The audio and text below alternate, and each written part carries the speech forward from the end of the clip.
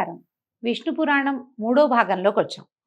అయితే ఈ పాలకడల్లో నుంచి ఉద్భవించినటువంటి లక్ష్మీదేవిని ఇంద్రుడు పరిపరి విధాలుగా ప్రార్థించి తన అన్ని రకాల విద్యలందు వ్యవహారాలయందు లక్ష్మీ కటాక్షం కలగాలని అనేక విధాలుగా ప్రార్థించారు.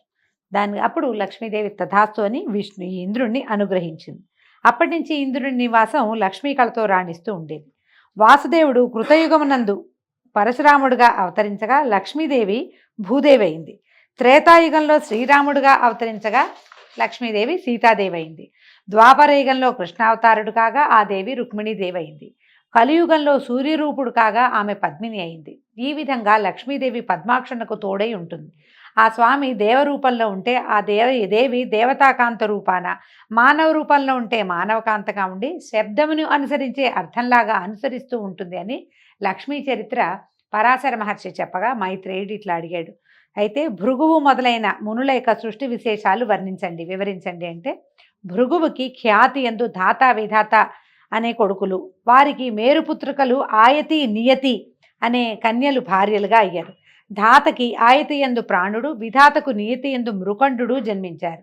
ఆ మృకండుని కుమారుడే మార్కండేయుడు, దీర్ఘాయువు, చిరంజీవి, ఇప్పటికి కూడా జీవించే ఉన్నారు మార్కండేయుల వారు అని చెప్పుకుంటాం. ప్రాణునకు వేదచరుడు, వానికి ద్యుతిమంతుడు, అతనికి అజరుడు జన్మించారు. వారి వంశాలు మిక్కిలిగా విస్తరించాయి. మరీచికి సంభూతి యందు పౌర్ణమాసుడనే కుమారుడు, అతనికి విరజుడు, పర్వతుడు అని ఇద్దరు కొడుకులు. అంగిరసునకు స్మృతి యందు అసుమతి, రాక, సినీవాలి, కుహు అనే నలుగురు జన్మించారు. అత్రికి అనసూయ యందు చంద్రుడు, దూర్వాసుడు, దత్తాత్రేయుడు అని ముగ్గురు దివ్యశోభా మహిమాన్వితులు బ్రహ్మ శివకేశవాంశ సంజాతులుగా జన్మించారు. ప్రీతికి దత్తాగ్ని, అతడు స్వయంభువ మన్వంతరమునందు అగత్యుడు అయ్యాడు. అయితే ఇది ఎలా అంటే, మనకి సృష్టి క్రమంలో రకరకాల పేర్లు చెప్తారు. మనం ఇప్పటికీ కూడా కొంతమంది ఋషులవి మహర్షులవి పేర్లు రకరకాల కథల్లో పురాణాల్లో వింటూ ఉంటాం. పులహునకు క్షమయందు కర్దముడు, సహిష్ణువు, ఊర్ధ్వరేతుడు జన్మించారు. క్రతువునకు సన్నతి యందు వాలఖిల్యాదులు 66 జన్మించారు. 65 పుట్టారట. వశిష్ఠునకు ఊర్జయందు విరజుడు, గోత్రుడు, ఊర్ధ్వబాహుడు, సవనుడు, అనఘుడు, సుతపుడు, శుక్రుడు అనేటువంటి శక్రుడు అనేటువంటి 7 కొడుకులు జన్మించారు. వాళ్ళు ఉత్తమ మన్వంతరమునందు సప్తర్షులు అయ్యారట. అగ్నికి స్వాహాయందు కలిగిన వారు పావకుడు, పవమానుడు, శుచి. వాళ్ళకి 45 పుట్టారట. ఈ విధంగా 49 మంది అగ్నులు విస్తరించారు. పితృదేవునకు స్వధయందు పితృగణాలు, మేనక, వైతరణి అనే కన్యకలు జన్మించారు. ఆ కన్యలు దివ్యజ్ఞానమూర్తులు, బ్రహ్మవాదినులు, యోగిని దేవతలు అయ్యారు అని చెప్పగా విని, ఇప్పుడు స్వయంభువ మను వంశములందు పుట్టిన రాజుల చరిత్ర చెప్పమని మైత్రేయుడు అడిగాడట. పరాశరుడు ఇట్లా చెప్తున్నారు. ఆదిమనువైన స్వయంభవునకు ప్రియంవదుడు, ఉత్తానపాదుడు అని 2 కుమారులు. ఉత్తానపాదునకు ఉత్తముడు, ధ్రువుడు అని 2 కొడుకులట. అప్పుడు ధ్రువుడు పరమ భాగవతోత్తముడని పెద్దల మాట కదా, అతని చరిత్ర విస్తరించి చెప్పమని ఇతను అడిగేసరికి మైత్రేయుడు పరాశరుల వారు ఇలా చెప్తున్నారు. ధ్రువ చరిత్ర ఇది చాలా విశేషమైందిగా చెప్తారండి. ఉత్తానపాదుడు ఏకఛత్రముగా భూమిని ఏలుతూ శత్రురాజుల పక్కలో బల్యమై ధైర్య శౌర్య పరాక్రమాలకు రూపమై నయమార్గాన ప్రజాపరిపాలన చేసేవాడు. నిర్విఘ్నంగా భూదేవ తృప్తిగా యజ్ఞాలు చేసేవాడు. దిగంత విశ్రాంతమైన యశస్సు సంపాదించిన మహారాజు. అతనికి సురుచి, సునీతి అని 2 భార్యలు. సురుచి కొడుకు ఉత్తముడు, సునీతి సుతుడు ధ్రువుడు. 2 సోదరులు సమాన రూపరేఖా విలాసులు, విద్యా వివేకాలు కలవారే పెరుగుతూ ఉండగా, ఒకనాడు ఉత్తానపాదుడు నిండు కొలువులో సింహాసనాసీనుడే ఉత్తముణ్ణి ఒళ్ళో ఉంచుకుని ముచ్చట్లాడుతుండగా ధ్రువుడు వచ్చి తండ్రి తొడ మీద కూర్చోటానికి సింహాసనం వద్ద నిలిచి చేయి చాచేట. ఆ సమయంలో సవతి తల్లి సురుచి సభామర్యాదను పాటించక సవతి మాత్సర్యంతో ధ్రువుణ్ణి వారించి నీరసంగా చూసి, ఆగు, ఈ సింహాసనం ఎక్కడానికి నా కొడుకే అర్హుడు గాని నువ్వు కాదు.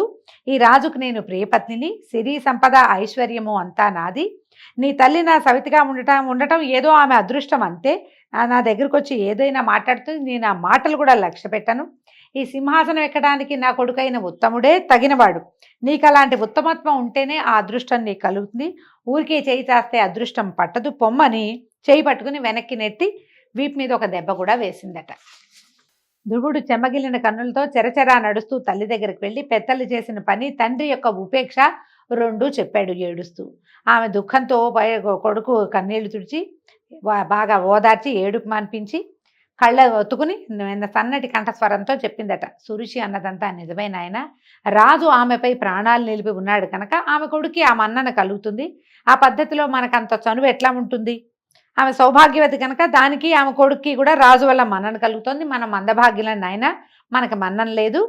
ఒకవేళ రేపొద్దున వాడే గనక రాజు అయితే నువ్వు వాడికి అడుగులకు మడుగులొత్తాలి నాయన అని ఆవిడ దుఃఖంతో, ఇంకా ఏమైంది, నా కడుపు కాలిపోయింది, ఇంకేం లేదు, నా పిల్లవాడికి ఏమీ దక్కలేదని ఆమె దుఃఖంతో ఇదైపోతూ ఉంటే ఈ పిల్లవాడు అన్నట్ట, అమ్మా విచారించకు, ఉత్తముడు రాజై రాజ్యమేల్ని, ఆ రాజుకి ఈ రాజ్యము సిరి సంపద ఇచ్చినవాడు మనకెందుకు ఇవ్వడు, మనకు కూడా ఇస్తాడు. ఇదిగో నా మాట విను. అన్న వల్ల ఇప్పటి రాజు పొందిన రాజ్యభోగాలు క్షణికాలు, అలాంటి ఐశ్వర్యం నాకు అక్కర్లేదు. ఆ దేవతలకు పైన ఉండే పదమందు సూర్యచంద్రులు ఉన్నంతకాలం, వెలుగుతున్నంతకాలం నేను ఉండడానికే సంకల్పించాను. ఒకడే నా ప్రతిజ్ఞ అని చిన్న బాలుడైన ధ్రువుడు ఎలాంటి విచారము లేక తపస్సు చేసే సంకల్పంతో తల్లితో చెప్పి నగరం నుంచి బయటికి వెళ్ళిపోయాడు.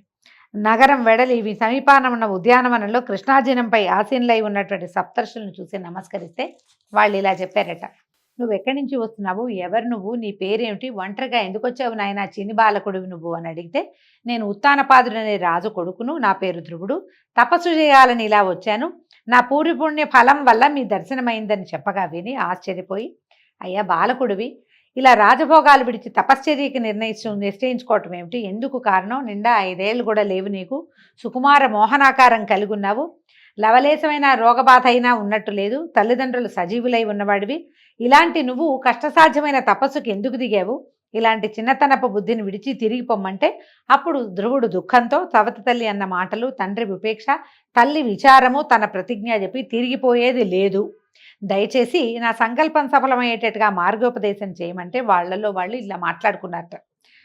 యుద్ధములో పగవాని బాణాలకు బాధపడిన రాజనందనుడు సవతి తల్లి పోటు మాటలకి బాధపడ్డా ఆశ్చర్యం అనుకుని, నాయన నీ కోరిక సఫలం కావాలంటే సర్వేశ్వరుడు, సర్వశక్తి సంపన్నుడు, భక్తజన్న పారిజాతుడు పైనటువంటి పద్మాక్షుణ్ణి ఉపాసించాలి. మునుపు మీ వంశకర్త అయిన స్వయంభువ మనువు, ఉత్తానపాదుడు, ప్రియవ్రతుడు కూడా ఆ వాసుదేవుని భజించే కృతార్థులయ్యారు. మా వంటి మునులు కూడా లక్ష్మీకాంతునే ఉపాసించి అందరికీ సమ్మానులుగా అయ్యాము. కాబట్టి నువ్వు కూడా ఆ లక్ష్మీనారాయణునే సేవించు, ఆరాధించు అని ద్వాదశాక్షర మంత్రాన్ని ఉపదేశించి తపస్సు చేసే పద్ధతి చెప్పి కృతార్థుడి వగుదుగాక అని దీవించి ఆశీర్వదించారు. మనం భాగవతంలోండి ఈ వాసుదేవ మంత్రాన్ని నారదుడు ఉపదేశించాడని తెలుసుకుంటామండి. అదొక కల్పంలో జరిగి ఉండొచ్చు, ఇంకొక కల్పంలో ఇలా సప్తర్షులే ఉపదేశించినట్టుగా కనపడుతోంది. ధ్రువుడు అక్కడి నుంచి యమునా తీరంలో ఉన్నటువంటి మధువనానికి వెళ్ళిపోయి అక్కడ యమునలో స్నానం చేసి మునులు చెప్పిన పద్ధతిలో మనసును విష్ణువు యందు లగ్నం చేసి బాహ్య ప్రపంచాన్ని మరిచి నిశ్చల దీక్షలో ఉండిపోయాడు. ఒక పాదం నేల మీద మోపి ఊర్ధ్వబాహుడై ఉగ్ర తపస్సు చేస్తుండగా భూమి అట ఆ పాదం బరువు, ఏది 5-6 సంవత్సరాల చిన్నది బాలకుడు, అతని బరువుకి భూమి లోపలికి కుంగిపోయిందిట. ధ్రువుని తపశ్చర్య చరాచర భూతకోటికి సహించరాందైంది. ఆ దశలో ఇంద్రుడు ధ్రువుని తపస్సుకి విఘ్నం కలిగించాలని తలంచి యాములనే దేవతల్ని, ఈ యాముల కథ ముందు చెప్పుకున్నాం మన ముందు భాగంలో, రప్పించి వాళ్ళని భూతప్రేత పిశాచ రూపాలతో ఉండే కూష్మాండ రాక్షస గణాలతో వెళ్ళి భయంకర ధ్వనులతో ఆ బాలుడి చుట్టూతా అరవండి, వాడు భయపడి తపస్సు విడిచేలాగా చేయండి అని ప్రోత్సహించాట. యామదేవతలు ఆ రాక్షసులు వివిధ క్రూర జంతువులాగా మారి విష సర్పాల్లాగాను, పెద్ద పుల్లుల్లాగా, పిశాచాల్లాగా, కార్చిచ్చులాగా విషం చిమ్ముతూ మంటలు రుపుతూ భీకరంగా అరుస్తూ ఈ ధ్రువుడు చుట్టూతా తిరిగితే వీళ్ళ ఆటలు అతని ముందు సాగలేదట. అతను ఆ తపశ్చర్యలోంచి బయటికి రాలేదు. ఒక మాయావి అయిన రాక్షసి సునీతిలాగా మారి ధ్రువుని వద్దకు వచ్చి, కుమార, ఒకే ఒక్క కొడుకువి, నన్ను వదిలి ఇట్లా కారడు వచ్చి తపస్సు చేయడం, నన్ను నేర్పించడం తగునా నాయన? ఆ విష్ణువు నీలాంటి చిన్న బాలడికి ఎవరికైనా వరం ఇచ్చినట్టు ఎక్కడైనా కథల్లో విన్నావా? ఎందుకు ఈ శ్రమ? అందని వాని పండుగ అరులు చాచినట్టుగా ఈ పని శ్రమకారమే కానీ కనిపించని ఆ మహావిష్ణువు చేత వరాలు ఇప్పిస్తుందా? లే నాయన, వెళ్ళిపోదాం ఇంటికి, మీ నాన్న నొప్పించి ఏదో విధంగా రాజభోగాలు అనుభవిద్దాం, కనీసం రాజభవనంలో అయినా ఉందు, కానీ ఈ గీకారణ్యంలో ఈ వయసులో ఈ తపస్సు ఎందుకురా నాయన అని తల్లి రూపంలో ఒక మాయావి అతనితోటి మాట్లాడిందట. పైగా ముద్దు మాటలతో తల్లిదండ్రులను సంతోషపెట్టడం, యుక్త వయసు వచ్చాక చక్కని చుక్కలాంటి కన్నెను పెళ్లాడి ఆనందంగా జీవించడం, వయసు ముదిరాక అడవికి వచ్చి తపస్సు చేయడం లోకధర్మంగా రా నాయన, ఇలా చిన్న వయసులోనే పసితనంలో తపస్సు చేయటం ఏమిటి? అవిడేదో అన్నదని అలిగి వచ్చావు నాయన, ఇది వద్దురా, నీకు పట్టాభిషేకం చేస్తాడు మీ నాన్న అని ఇంకా ఏవేవో మాటలు అనమాట. ఎన్నో చెప్పి ఎన్నో నోములు నోచి కన్నాను, ఇలా నా కడుపు కాల్చకు నాయన, నువ్వు ఇలా ఎండలో వానలో ఉండొద్దు అని ఎన్నో రకాల బతిమలాడి చివరికి ఏమంటారు ఎమోషనల్ బ్లాక్మెయిల్ కూడా, నువ్వు ఇలాగే ఇక్కడే ఉన్నావంటే నీ ముందే ప్రాణాలు విడుస్తానని ఎన్ని మాయ మాటలు చెప్పినా ఆ పిల్లవాడి చెవిలోకి ఎక్కలేదట. వాడి మనసు మాత్రం విష్ణుమూర్తి మీదే లగ్నమైంది. బాహ్య ప్రపంచ ప్రవృత్తే ఎరక్కుండా రాతి బొమ్మలాగా ఉండిపోయేట, కదల్లా మెదల్లా. భయంకరాకారులైన రాక్షసులు వచ్చి అతన్ని బెదిరించడానికి ఎంతో ప్రయత్నం చేశారు. ఎంత అరిచినా కేకలు పెట్టినా ఏం చేసినా అందులోంచి బయటపడలేదు. ఇక ఉపేక్షిస్తే లోకాలకి ప్రమాదం కలుగుతుందని ఏం చేశాడట, లక్ష్మీనాథుడికి విన్నవించి ధ్రువుని యొక్క తపస్సు మాన్పించాలని ఇంద్రుడు స్వయంగానే శ్వేతద్వీపానికి వెళ్ళాడట. ఈ వైకుంఠానికి వెళ్ళి ప్రార్థించాడట, లోకేశ్వర, ఉత్తానపాదుడనే రాజు కొడుకు ధ్రువుడు నీ యందు భక్తి కలిగిన వాడు, 5-6 ఏళ్ల పసిప్రాయం వాడు, ఇంతవరకు అలాంటి దీక్షతో ఎవరూ చేయని ఇలాంటి తపస్సు చేస్తున్నాడు. మాన్పించాలని ఎంతో ప్రయత్నం చేశాను కానీ ఫలించలేదు. నిన్ను మెప్పించి నా స్థానం పొందుతాడో, సూర్యస్థానం కొడతాడో, చంద్రస్థానం ఆక్రమిస్తాడో, ఏ దిక్పాలకత్వం కోరి అతను ఇంత తపస్సు చేస్తున్నాడో తెలియట్లేదు తండ్రి అని బెదురుతూ చెప్పేసరికి శ్రీకాంతుడు నవ్వుతూ ఇట్లా అన్నాడట, మహేంద్ర భయపడద్దు, ఆ బాలుడి కోరిక నాకు తెలుసు, మీ స్థానాలేవి కోరడు, ఆ కోరికను నేను నెరవేర్చి తపస్సు మాన్పిస్తాను, నువ్వు నిర్భయంగా ఉండమని ఇంద్రుని పంపించి ధ్రువుని దగ్గరికి వచ్చి పిల్లవాడికి కనపడ్డాడట. కుమారా, నీ తపస్సుకు మెచ్చా, వరం కోరుకోమంటే ధ్రువుడు కళ్ళు తెరిచి నీలనీరద గాత్రుని లక్ష్మీ కళత్రుని చూసి చప్పున లేచి సాష్టాంగంగా నమస్కారం చేసి చేతులు జోడించి ఆనందాతిరేకంతో చాలాసేపు మైమరిచిపోయి అట్లా దిగ్భ్రమతోటి ఉండిపోయాడట. క్రమంగా స్మృతి చెంది గద్గద స్వరంతో, తండ్రి నీ దివ్య రూపం చూసి మైమరిచాను, ప్రార్థించాలంటే మాటే రాకుండా ఉంది, నాకు వాక్శక్తిని ముందు ప్రసాదించంటే అప్పుడు ఏం చేశాడట, విష్ణువు తన చేతిలో ఉన్న శంఖాన్ని, ఏం శంఖం అండి, విష్ణుమూర్తి శంఖం పేరేమిటండి, పాంచజన్యం, ఆ పాంచజన్య శంఖాన్ని అతన్ని శిరస్సు మీద ఉంచాడట. ఉంచేసరికల్లా ఈ ధ్రువుడు సొంపైన వాక్కుతోటి నింపైన మనసుతోటి భాషిస్తూ శ్రీపతిని అనేక విధాలుగా స్తుతించాడు. ధ్రువకృత విష్ణు స్తుతి ఎన్నో రకాలుగా ప్రార్థించాడు. ఇదిగో ఆవు నుంచి పాలు పితికి ఆ పాల నుంచి నెయ్యి తీసి దానిని ఆ ఆవుకే సమర్పించినట్టుగా నీ నుంచి వాక్కును పొంది ఆ వాక్కునే సంస్కృతిగా నీకు సమర్పిస్తే ఆనందిస్తావయ్యా, నువ్విచ్చిన వాక్కుతోటే నిన్ను నేను స్తుతిస్తున్నాను, నీ నటన బహు విచిత్రము, నీలాంటి వాడివి నువ్వేనన్నాడు అని అనేక విధాలుగా స్తుతించగా సంతోషించి శ్రీకాంతుడు నీ ఆరాధనకి స్తుతికి సంతోషించాను, నా దర్శనం వృధా కాదు నాయన, ఏదైనా కోరుకో వరం ఇస్తానంటే అప్పుడు ధ్రువుడు అడిగాడట, అన్ని ప్రాణుల యందు సర్వాంతర్యామి అయి ఉండేటువంటి సర్వేశ్వరుడివి, సర్వజ్ఞుడివి, నీకు నా కోరిక చెప్పడం సముచితమా, అయినా కూడా నీ ఆజ్ఞను అనుసరించి మనవి చేస్తున్నాను, చిత్తగించు. నా తండ్రి కొలువులో గద్దెపై ఉండగా నేను వెళ్ళి తండ్రి ఆసనము మీదకి చేయితాతగా నా సవితి తల్లి వారించి అక్కడ కూర్చోటానికి నా కొడుకే అర్హుడు కానీ నువ్వు కాదు పో అన్నది. ఆ మాటకి కించపడి లోకేశ్వరుడు అయిన నీ వల్ల అత్యున్నతమైన దివ్య పదాన్ని పొందాలని ప్రార్థించి ఇలా వచ్చి నేను ఆరాధించాను, కాబట్టి నా దీక్ష సఫలం చేయవలసిందిగాని వేడుతున్నాను నాయన, అదే నేను కోరే వరమని అడిగాడు. ఈయన కరుణారసభరిత హృదయుడైనటువంటి విష్ణుమూర్తి, రాకుమార, పూర్వజన్మమున నువ్వు ఒక బ్రాహ్మణుడువు, వేదశాస్త్రాలు చదివి కులాచారం తప్పక తల్లిదండ్రుల్ని అతిభక్తితో సేవిస్తూ జపాదులతో నన్ను ఉపాసిస్తూ నన్ను మనసు యందే ఉంచి ప్రవర్తించేవాడివి. అలాంటి నువ్వు ఒక రాజుడికి మిత్రుడివై అతని వైభవంతో సమాన వైభవం కల ప్రభుత్వం కోరి ఈ జన్మలో రాజనందనుడివై జన్మించావు. బాలుడివై ఉన్నా మాకు నచ్చిన భక్తుడివై ఎనలేని దీక్షతో తపస్సు చేసి మహాపుణ్యుడివయ్యావు. నీ కోరిక నెరవేరేటట్టుగా వరమిస్తున్నాను విను. దేవతలకు, గ్రహాలకు, నక్షత్ర తారాగణములకు పైన ధ్రువస్థానం ఉన్నది, అది నీకిస్తున్నాను. ఆ దివ్య పదమందు నీ తల్లితో నక్షత్ర రూపాన కల్పాంతం వరకు ఉండగలవు. కల్పాంతమందు నీకు మోక్షం ఇస్తానని ఆనందంగా పలికి మహావిష్ణువు అంతర్హితుడయ్యాడట.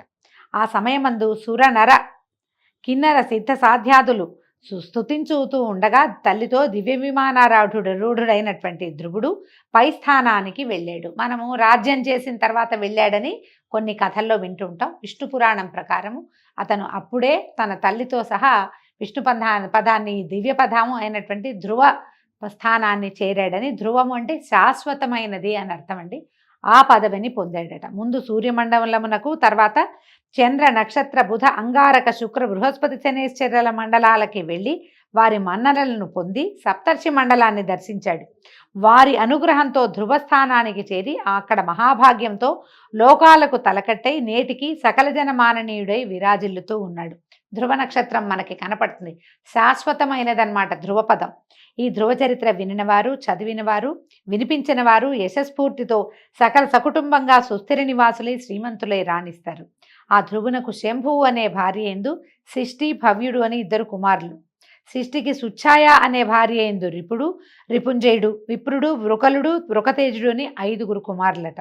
రిపునకు బృహతి ఎందు చాక్షుషుడు, వానికి పుష్కరిణి ఎందు చాక్షుష మనువు పుట్టారు.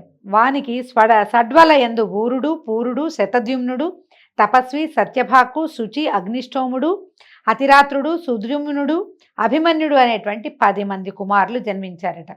ఊరునకు ఆగ్నేయి అనే కాంతయందు అంగుడు, సుమనసుడు, స్వాతి, క్రతువు, అంగిరసుడు, శిబి అనే 6 కుమారులు జన్మించారు. వారిలో అంగునకు సునీధ అనే ఇల్లాలి యందు వేణుడు అనే కుమారుడు పుట్టాడు. అయితే ఈ వేణువు యొక్క కుడిభుజమునందు మునులు మధించగా దాని నుంచి పృథువు అనేటువంటి కుమారుడు పుట్టి సాటిలేని భుజ విక్రమంతో రాజలోకాన్ని వశపరుచుకున్నాడు. ఈ పృథువు వల్లే భూమికి పృథివీ అని పేరు వచ్చిందటండి. ఈ పృథువు యొక్క గాథని రేపటి భాగంలో తెలుసుకుందాం. ఈ రోజుకి సెలవు. నమస్కారం.